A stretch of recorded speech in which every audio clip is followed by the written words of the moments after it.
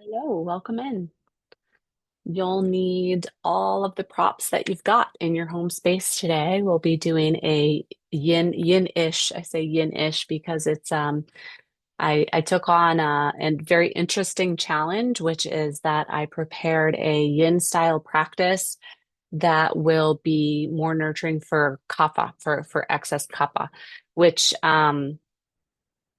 for those that work with Ayurveda might understand the complexity of that because yin might not be the most recommended practice.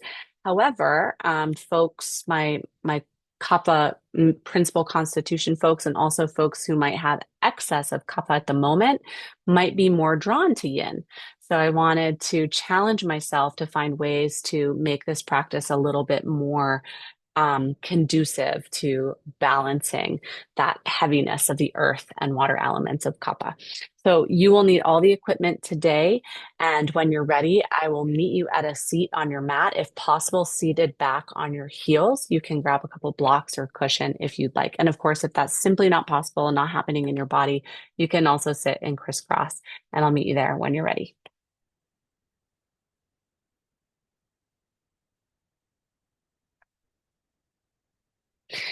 So I'm going to sit back on my meditation cushion toward my heels. It's a little bit more of an active posture, which is why I'm encouraging you to start here today. And you can rest your hands onto your lap for now and start to hone in on the movement of your natural breath. And I encourage you to watch how, as your breath moves through your particularly upper body, there's this activation of the breath, by the breath, that offers in a lightness and upliftment of the upper body. And we love that activation, that warming for kapha dosha or for kapha excess. We want to get a little bit more stimulating than a typical yin practice today, a little bit more mobile in the transitions, again, to lift the heaviness of kapha. So this is a really good practice in particular for like cool, damp, or like really muggy days when you might not feel like moving much, but you also might not want to encourage or fully lean into like sluggishness, right? So Kapha gives us this beautiful compassion and steadiness, really such beautiful attributes of Kapha. But when it's in excess, it can feel like there's a muddiness or a murkiness present in our lives, in our form. So it can feel like sticky, slow, resistant. Kapha can make us feel really resistant to change, resistant to movement, kind of that stuckness. And yin, although we're moving slow, we want to invite in slow. We also want to invite in deliberate change. So it's very steady, gently awakening energy through long holds that really encourage fresh flow. So we find change through activating that fresh flow of our channels.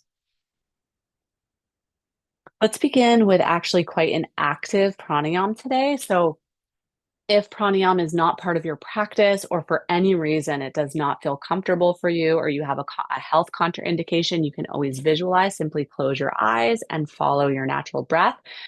For those that feel ready and steady with Kapalabhati, a skull shining. So it's a very activating, very stimulating. This is very definitively a sympathetic nervous system practice. We just want to like jostle up and wake up the system a little bit before we come into those slow and steady and like energetically shifting postures. So the Kapalabhati looks like this. It's going to be short, sharp, consistent rhythmic exhales through the nose, followed by passive inhales, also through the nose. And it will create a pumping action in the abdomen. So maybe a good idea to clear out your sinus passages before we move into it. And we're not going to do it for very long, but what it will look and sound like is this.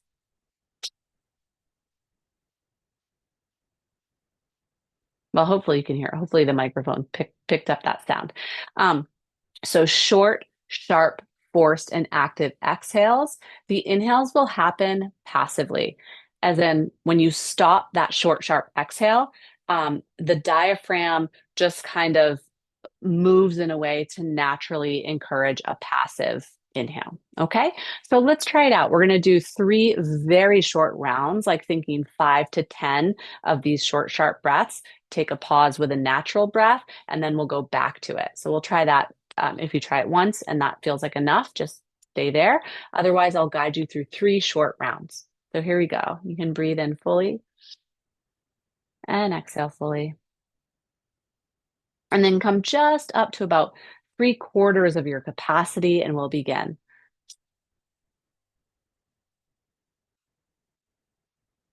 Pause, take a full breath, come up just to about 3/4 of your lung capacity. Round two for those that would like.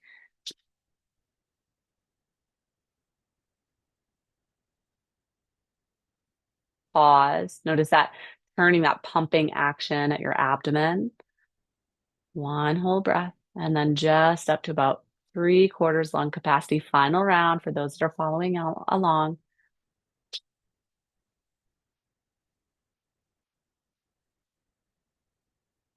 And pause. Full breath in and full breath out. All right. Moving slowly, moving deliberately, especially after that activating breath practice, especially if you feel any lightheadedness. But you can probably see how that breath brings in an activation and a lightness to the form. Slowly transition your way toward tabletop. You'll notice a lot more movement than in a particular yin class, but just for a few rounds, let's take a cat and cow. Deliberate and steady, very focused movements, a little flexion and extension in the spine. And then go ahead and slide toward neutral. Lower yourself all the way down onto the mat, all the way down onto the mat. You're welcome to bring a block in if you'd like, or I should clarify, all the way down to the mat, but you're resting onto your elbow. So we're heading towards Sphinx as our first yin shape. You can rest onto your forearms, soften hips, hamstrings, pelvis, resting into the tops of your feet. You're welcome to keep your gaze forward or rest your forehead onto a block. For those that feel ready for an even, you know, greater activation, I suppose you could say, you might hover your elbows for seal. So that is an option. Otherwise, resting in here in the next breath or two, settling into something that feels still and quiet. You can focus on a light breath in the chest, inviting in that upliftment, radiance.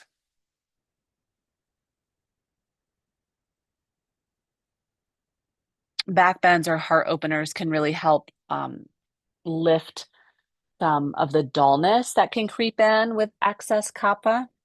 Can really help stimulate Agni, and also the residence of Kapha is the upper chest and the heart. So bringing in lightness and a little bit of heat and radiance, especially if you're noticing congestion around that heart center. We have just about 1 minute left here, way through.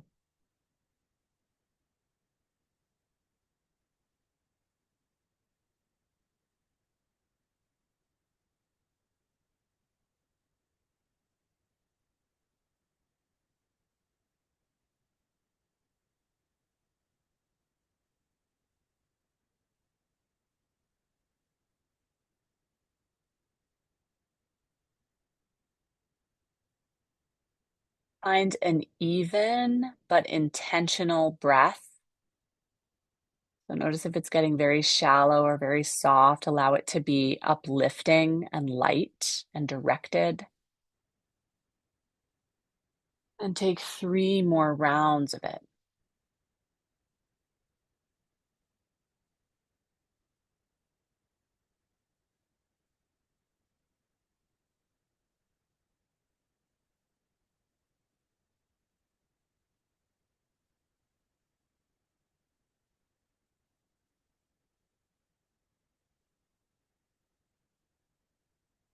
And then slowly, if your elbows are hovering in that seal variation, lower elbows down, lower your heart down. You can set any equipment off to the side, slide your palms in underneath your shoulders, tuck your toes under, and lift on back through a neutral spine.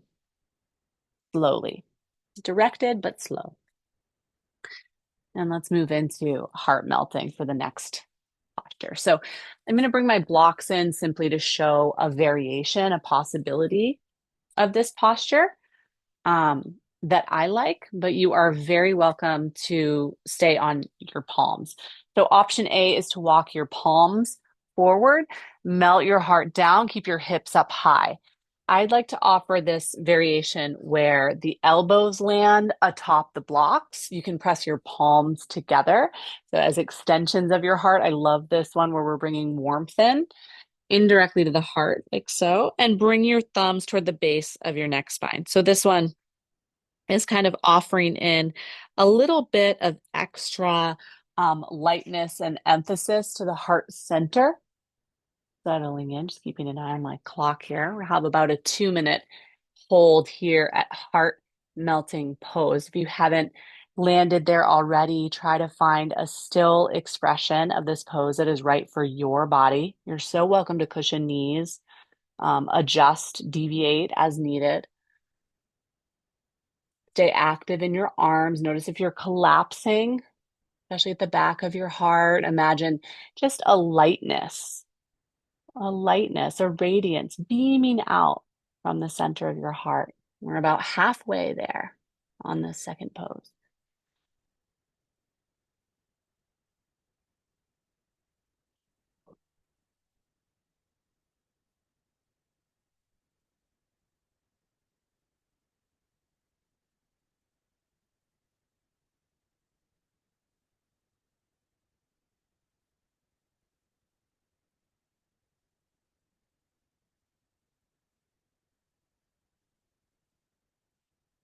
And move in for 3 more well-directed breaths, active and light breaths.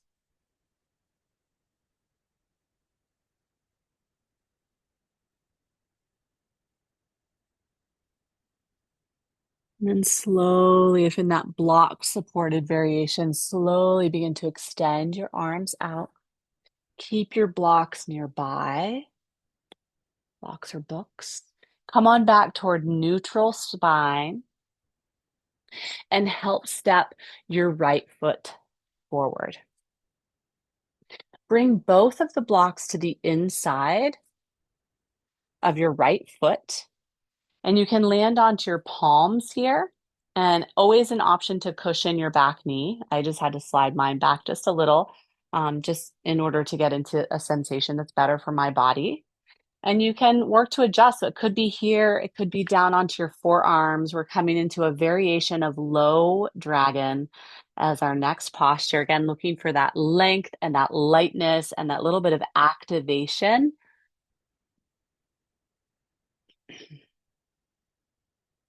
Another variation for anyone that would like is to add a little bit of a twist element in. The twists are really great for kind of breaking up the congestion of kapha. So if you want to, you might roll to the outer edge of your front foot and turn your gaze over your right knee. So there's a little bit of a twist element. That or the straightforward low dragon, practitioner's choice, but you're working toward the midway mark. So find your best variation and settle in the next few breaths.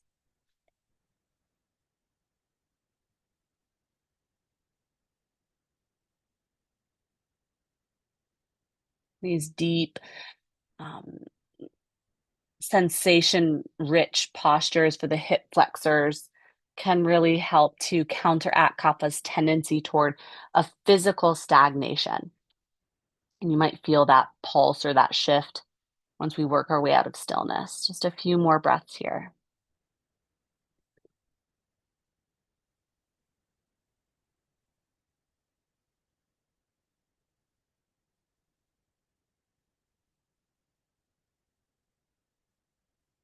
And go ahead and mindfully walk back into your palms. with or without blocks. Slow lifts back up with your hips. Slide your right knee back alongside your left. And between sides, take a seat back onto your heels. You can always elevate your hips with a block or two or a cushion, right? Take a pause to notice right side of your body, left side of your body. In particular, notice any sensation. We're not doing holds that are too long in today's yin practice. That is intentional, but long enough that you might feel that little bit of a supercharge as you come back to movement, as the energy begins to move again. Maybe could feel like tingling, could feel like heat. Maybe you don't feel much of anything at all. That's also okay.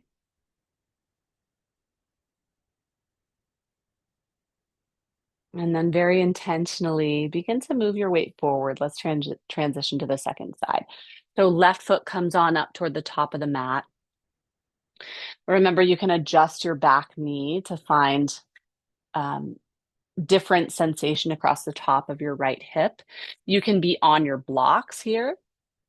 You can be on your forearms. You can be down to the earth on hands or forearms. You can alternatively add that twist option in, right? So this time around, it would be just backing up a little so you can see, rolling toward the little toe edge, right? And a little twist by turning your gaze over your left knee. So that is an option if you would like. But in the next breath or two, go ahead and settle into your expression and see if you can find something that feels still. But yin is a very different type of stillness. It's a decidedly not sluggish form of stillness. It's quite sensation rich. As you're practicing, you may notice you're quite awake, quite aware, quite active in an energetic sense, although the body is still. So the slowness of it might feel satiating for Kapha types, but we still get that lightness and awakening that can be so balancing for Kapha. Just a few more breaths here.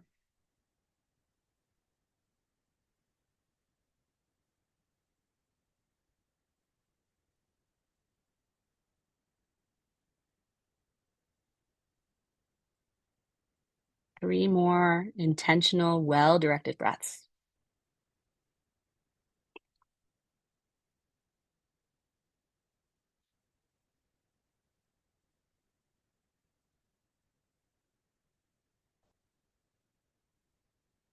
And then slowly bring it on back. A slow lift of your hips. Slide your left knee in to land beside your right. Take a seat back toward your heels, or of course, bring in cushion or block beneath your bum.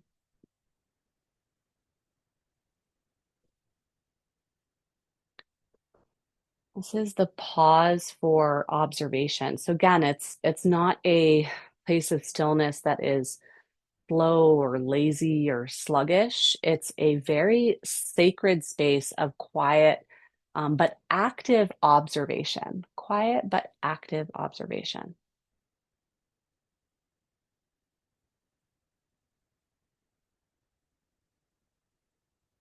Even but active breaths.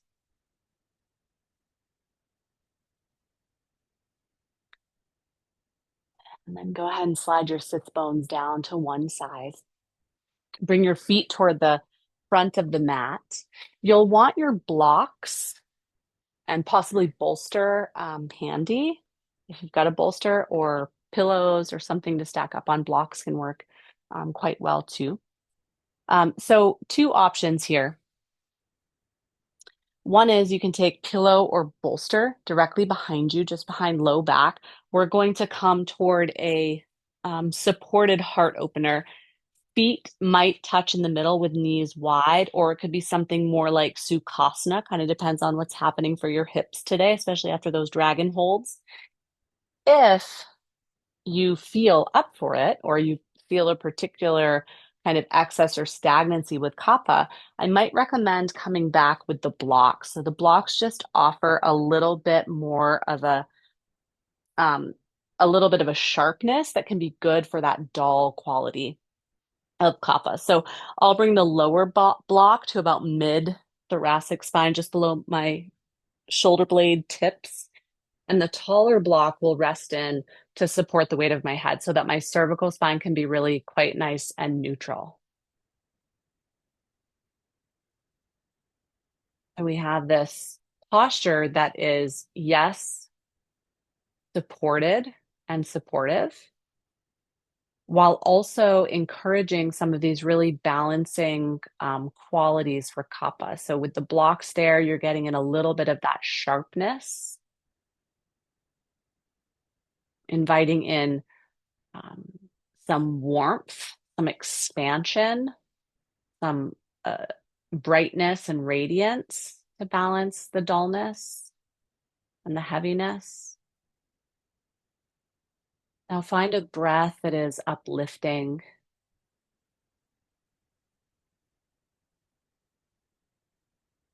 and well directed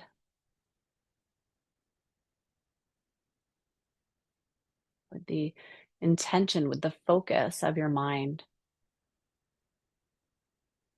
It can help to break through the fog that kapha in excess can experience sometimes.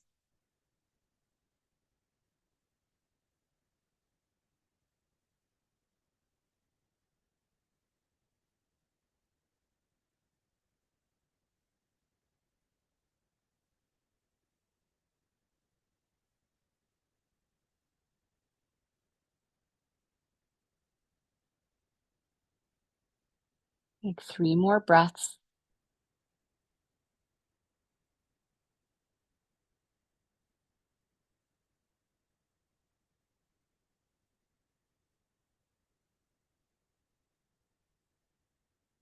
And then have your hands help your knees back toward midline.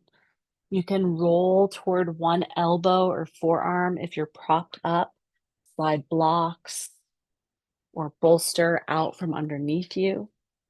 And then go ahead and rest all the way down to the earth, but leave your knees bent and your feet hips width or even mat's width apart.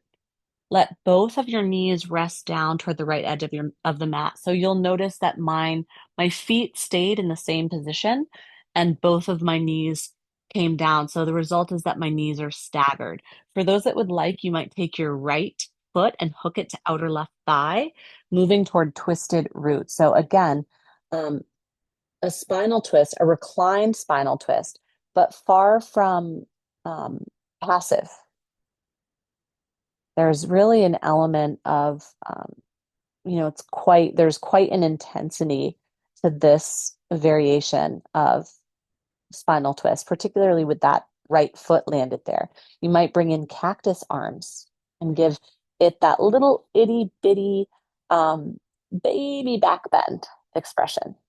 Gaze can stay to the sky or out over your left elbow.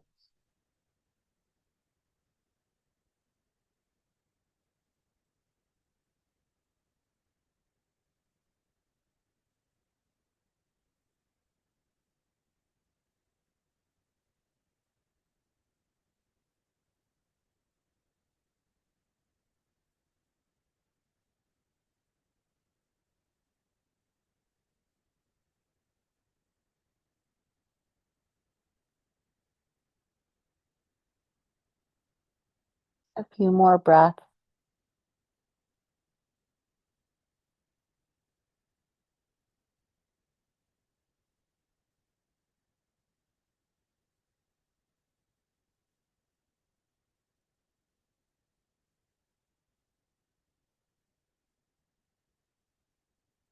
And in your next inhale, go ahead and guide yourself all the way back towards center. So if right foot is hooked, you can untangle there, of course.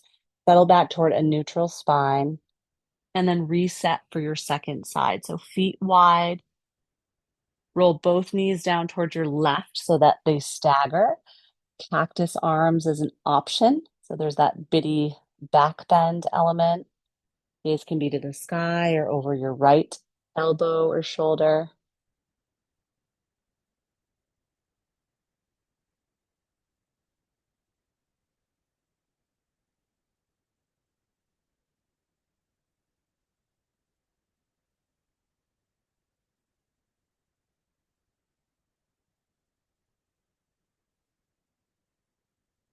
Even but active and intentional with your breaths. Allow your breaths to be uplifting, energizing, activating. Allow them to offer you in something that feels light and energizing, although your body is quiet and still.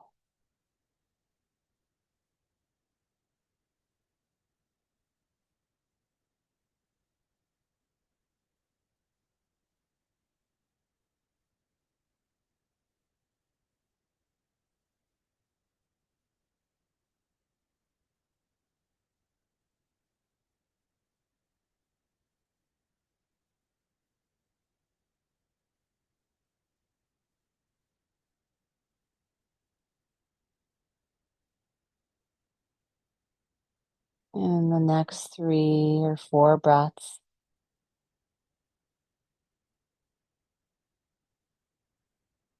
and very mindfully, with focus, but without hurry, bring yourself back towards center.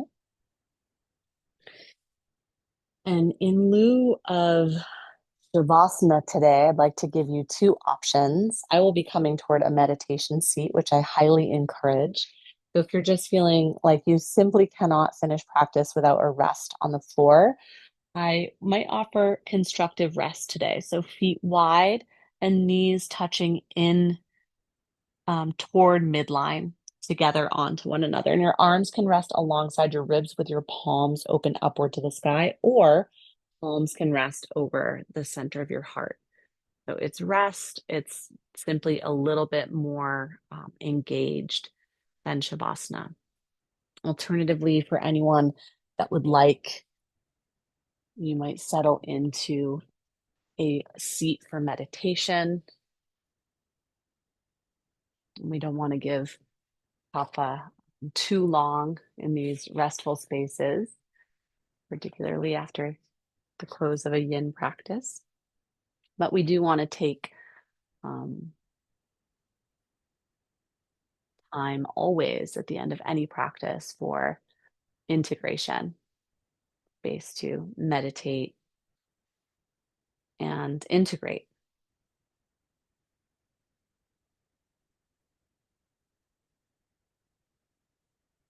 When Kapha is in balance and steady, we experience deep compassion, and stability, and strength, physical and emotional. But in order to avoid getting into that stuckness, the stickiness that can sometimes accompany an excess of kapha, we invite in a little bit of appropriate movement of stimulation, of joy and lightness. So, like a spring thaw coming out of the winter earth, this practice is intended to help us reawaken a little bit into that more light and more joyful heart space. In the next few breaths, after that brief integration, offer in some very gentle movements. If you're not already seated, go ahead and land there in the next few breaths. Let's take a big breath and bring the arms out wide and up high. Lengthen and lift your spine to let your gaze lift to your fingertips. And then breathe your hands on down to your heart center, palms down. Thank you so much for joining in this practice to lighten and uplift kapha through yin. I hope to see you back again for the next practice. See you next time. Thank you. Bye bye.